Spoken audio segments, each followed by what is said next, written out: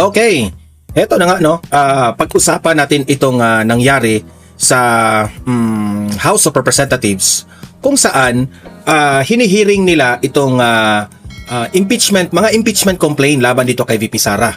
Kung saan sabi ni Luistro, itong babaeng may pakpak. Hindi, biro lang. Alam niyo naman yung grupo nila dyan ni Luistro, maka Martin Romualdez yan. At itong si Martin Romualdez naman ay kalaban ito ni VP Sara. So, nung tiningnan nila itong mga impeachment complaint laban dito kay VP Sara, sufficient inform kaagad. Di ba? Sufficient inform kaagad. Pero yung kay Bongbong Marcos na impeachment complaint na ang reklamo ng taong bayan ay bilyon-bilyon, halos nga trilyon ang umabot sa korupsyon ng bansang ito, no? Na ang walang iba ang nangyaring dahilan diyan ay dahil dito sa administrasyon natin. At yung mga paggamit di umano ng mga pulboronic ni BBM insufficient inform kaagad. Pero yung kay VP Sara, sufficient inform kaagad. So I therefore conclude na lahat ng ito ay pamumulitika. Okay? So marami tayong pag-uusapan na ngayon. Matindi itong ating pag-uusapan ngayon kasi po na-obvious itong mga congressman na mga pasaway, itong mga crocodile. Kayo nang humusga. Kasi po, merong isang, I think representative yun o resource person. I think si Suntay is a representative ba?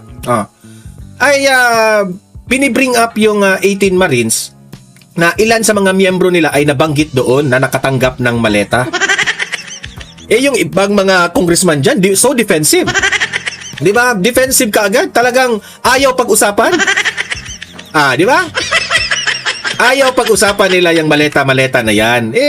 Karapatan sana yan ng taong bayan na mapag-usapan yan sa hearing para mabigyan ng pagkakataon itong mga nabanggit doon sa affidavit na itong mga representatives na mga nakatanggap di umano ng maleta, ito na sana yung chance ninyo na makapagpaliwanag kayo sa inyong sarili. Ang nangyari, umiwas. Umiwas sila. Kaya ang sabi ni Suntay, bakit kayo magre-react kung hindi naman kayo guilty? Paano yan, Suntay? Bato-bato sa langit. Ang matamaan, wag magalit. Ito. Unahin muna natin ito kung anong nangyari sa impeachment traps. Ito, panoorin nyo. Idineklarang sufficient inform ng House Committee on Justice ang ikatlo at ika-4 na impeachment complaint laban kay Vice President Sara Duterte. Pinagdebatihan naman sa komite kung labag sa one-year bar rule ang unang reklamong inihain laban sa Vice Presidente. Saksi, si Tina Pangiliban Perez. 4 na impeachment complaints ang inihain sa Kamara laban kay... Mantakin nyo? 4 na impeachment complaint. Ganyan po sila katakot ni VP Sara. Naninigurado. Ako I think kung lulusot man ito sa Kamara, no? Hindi pa rin ito lulusot sa Supreme Court. Kasi halata na pamumulitika. That's the number 1 ruling sa Supreme Court na kung makapaghalata sila na meron pong sabihin na nating pamumulitika, bagsak agad ito sa Supreme Court. So hindi pa rin ito uubra. Sabi nga nila, ang ibang mga countries ay naghahanda para sa digmaan. Ang Pilipinas naman ay naghahanda para sa impeachment. Ganyan po tayo ka lugmok itong bansang ito, no? Ganyan po tayo ka behind sa lahat ng countries. So kawawa. Vice President Sara Duterte. At sa deliberasyon ng House Committee on Justice kanina, sufficient inform, so ruled. Itong babaeng ito, no? Sus, kung titingnan ko sa social media, sobrang daming galit na itong babaeng ito. Kasi may naglalabasang mga videos tungkol sa babaeng ito, yung mga dahil kay speaker, dahil kay speaker, may tupad. Pera-pera lang. Pera-pera lang ang usapan. idineklarang sufficient inform ang ikatlo at ang ika-4 na reklamo. Isinusulong na grounds for impeachment. Actually, si VP Sara walang pakialam eh.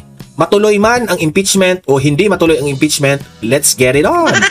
Walang problema si VP Sara. Handa-handa ang kanyang Office of the Vice President dyan. Impeachment ng Vice Presidente ang culpable violation of the Constitution, betrayal of public trust, graft and corruption, at other high crimes. Nakabase ito sa umano'y maling paggamit ng confidential funds ng Office of the Vice President noong 2022 at 2023 at Department of Education noong 2023. Umano'y panunuhol sa mga opisyal ng DepEd. pagkontrata sa isang gunman para umano ipapatay ang Pangulo, First Lady at dating House Speaker. Hindi pagdeklara ng lahat ng kanyang Natatawa nga ako doon sa isang post eh. Kasi po namatay yung leader ng Iran, 'di ba? Yung si Khamenei ba 'yun ang pag-pronounce niyan? Pantakin nyo, may nag-post sa social media. Buti pa yung Iran, namatay na yung leader nila. Ano ibig mong sabihin? Buti pa raw yung Iran, namatay na yung leader nila. Anong ibig mong sabihin? Anong gusto mong magyari? Grabe itong social media. Ganon sila kagalit ha. Ganon yung mga reaksyon eh. mga ari-arian sa kanyang SALN at pagsusulong ng political destabilization at sedition. Inihain ang ikatlong reklamo ng mga pari, madre at grupo ng mga abogado at Ayan no, yun yung time na nakakatawa itong si Dilima na parang nagpo-prosesyon eh. Kasama yung mga madre. Yan, isa rin yan ha, isa rin yan. Ito lang ang bansa, ha? Pilipinas lang, only in the Philippines, na ang isang mga religion natin nakisali na sa politika. Hindi yan eh, hindi yan dapat. Ha? Wala nang moral at dignidad ang simbahan natin. 'Di ba may kasabihan po tayo noon pa yan ha, na the separation of church and state. Pero ngayon nakisali na sila. torso ni ML Party List Representative Laila De Lima. Isang attorney na Nathaniel G. Cabrera naman ang naghain ng ika-4 na reklamo at inendorso ni na House Committee on Human Rights Chair Benny Abante Jr. Alam nyo, itong mga congressman na todo sa panghihikayat o todo suporta sa impeachment dito kay VP Sara, isa lang masasabi ko, ang inyong mga political career, goodbye. Goodbye sa 2028. Yan ang lagi kong sinasabi dito. Nasaan na si Dan Fernandez? Nasaan na si Paduano? Nasaan na si Stella Kimbo? Don't worry, ngayon 2028, may second batch na mawala dyan. Sige. Ito nga si Abante, talo eh. Buti na lang, may may kakamping Comelec. 2028, good luck sa inyo. Ubus yan, lagi kong sinasabi yan. Lahat ng mga kumukontra sa mga Duterte, natatalo. Saan nilagay si Gordon ngayon? Yung sa Red Cross na si Gordon yung malaki ang tiyan. Saan? Napunta. Natalo, di ba? Kinontra niya si former President Duterte. So kayo, hindi pa ba kayo natuto? Hindi pa kayo natuto sa mga nangyayari? At Deputy Speaker Paulo Ortega V. Si Capre. Ang ikalawa namang impeachment complaint na inihain ng ilang... Isa pa ito? May padrama-drama pang... Ay, akala mo naman, parang... Di ba? Ang dami niyong kadramahan, sa totoo lang. Ang daming kadramahan itong grupo na ito. Alam niyo ba na kapag makita kayo ng ganyan kayo sa taong bayan, nagagalit ang taong bayan, nandidiri sila sa inyo? Hindi niyo ba gets? Ay nako, ewan ko na lang. Nananalo na lang nga kayo sa mga party list eh. Society groups at inendorso rin ni De Lima at ni Akbayan Party List Representative Percy San... Isa pa itong si Aquino. Kulang na lang eh. Ako budoy. Handa niya, binawi ng complainants para suportahan na lang ang third impeachment complaint at mapabilis ang proseso. Tinanggap at inaprobahan ito ng komite.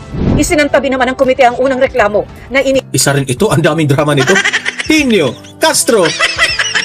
Yes, daming drama. Ayan, nandiyan pa yung nasugatan si yung nagrarally, yung King of Rally na si Renato Reyes na natamaan, nagdugo, umiyak. Uy, maawa naman kayo kay Renato Reyes. Yan, hanap buhay yan ni Renato Reyes yung rally-rally, tapos binato nyo pa, kawawa naman. ihain ng iba't ibang progressive groups na inendorso ng mga kongresista mula sa Makabayan Bloc. The chair, set up The chair! Yung mukha mo, wala na parang ng bangko. sides. The first impeachment complaint. Kasunod ito ng pagtatalo sa komite kung labag ba ang unang reklamo sa one-year bar rule dahil inihain ito noong February 2. Nakasaad kasi sa July 2025 decision ng Korte Suprema na dapat walang bagong reklamo bago ang February 6. The Supreme Court in its decision noong July 25 to 2025 clearly said that no new impeachment complaints, if any, may only be commenced no earlier than February 6 of 2026. Pero matapos ang inilabas na desisyon ng Korte Suprema na pinal na nagbasura sa apela noon ng Kamara, sabi ng ilang mambabatas, nagbago ang pagtutuos ng one-year bar rule dahil sa binagong kahulugan ng session days. It has elapsed either February 15 or January 30. February 2 is therefore a right, correct timing to file the decision, to file the complaint. Let me emphasize the word used by the Supreme Court. May only be commenced. No? So ang punto po natin Pagbabasihan na nila ngayon na hindi sila magkamali sa Supreme Court para uusad ang impeachment complaint. dito ay gumagamit ng bagong lengguwahe ang Supreme Court. No? The one-year bar rule, as we established earlier, in the Constitution, speaks about initiation of impeachment proceedings. Yun po ang pinagbaba. 1-year bar rule. 1-year bar rule. Ang tanong, ilan ang complaint? Ilan ang complaint hinahain ninyo? O, 4 na nga eh. Ano ibig sabihin? Pamumuliti ka na naman yan. Bagsak na naman yan sa Supreme Court. 1-year bar rule. Hindi nyo naintindihan, no? Hindi po kasalanan ng mga complainants na they relied on the latest redefinition, reinterpretation by the Supreme Court. We followed what is Yung mga lahat ng ipinakita dito, wala na ito 2028. under the rules of the House. But the House is not the problem. It is the The House is not the problem. You are the problem. other department. When the impeachment complaint was forwarded to the Senate, it was used. That's why we are Oy, Jackie Chan, umaaso pa yung kape mo. Inumin mo na yan. trying to be careful. Sa simula ng deliberasyon, sinagot ni Justice Committee Chair Jervy Luistro ang mga punang nakakapagod na ang impeachment, lalo't ikalawang Buti alam nyo. proceeding na ito laban sa Vice Presidente at kababasura lang ng laban kay Pangulong Bongbong Marcos. Some have asked, are we not tired of impeachment? But the answer, my dear colleagues, is simple. Tired na kami sa impeachment. Pati taong bayan tired na. Tapos, pagod na rin kami sa mga mukha ninyo. The Constitution does not get tired. The rule of law does not get tired. Jesus, gagamitin nyo pa yung rule of law. Gagamitin nyo pa yung konstitusyon sa mga pansarili nyong interes. Utot nyo. Accountability does not get tired. There is no option to ignore this complaint. Jesus. Sa gitna ng pagdinig, isang kongresista naman ang kumestyon sa kakayahan ng mga kongresistang magdesisyon ng patas dahil sa alegasyong ilan sa kanila ay nakatanggap ng mga maleta ng pera. Bottom line. Ito. Ito yung panoorin natin. Yun yung panoorin natin na si Suntay, ito si Representative Suntay, gusto niyang i-bring up yung 18 ex-Marines na meron pong mga tao doong nabanggit na nakatanggap ng maleta. And this is so alarming because may mga ebidensya, may mga pictures. So kailangan po itong pag-usapan kasi it all boils down na pamumulitika. Why? Kasi alam natin, yung nililitis natin, yung impeachment complaint ni BP Sara, patungkol sa corruption po ito. Tapos yung 18 ex-Marines, corruption din ang nasangkot doon na members of the House of Representatives. Ang nabanggit noon si affidavit, si Dilima, si Abante. Sino pa? 'Di ba? So kailangan pong itatalakay ito. Kasi nakakahiya naman po na una kayong magsasalita diyan sa impeachment complaint patungkol sa korupsyon ni BP Sara di umano, tapos sila sangkot rin dito sa 18 ex-Marines na sa affidavit. 'Di ba? Pero hindi nakalusot si Suntay. Kasi hinarang ka agad ni Kokey. Sino ba si Kokey? Hinarang ka agad. Sabi nga ni Suntay, kung guilty ka or not guilty ka, bakit ka ngayon nagre-react? Bakit bothered ka talaga? Diba? Kung wala kang ginagawang masama, bakit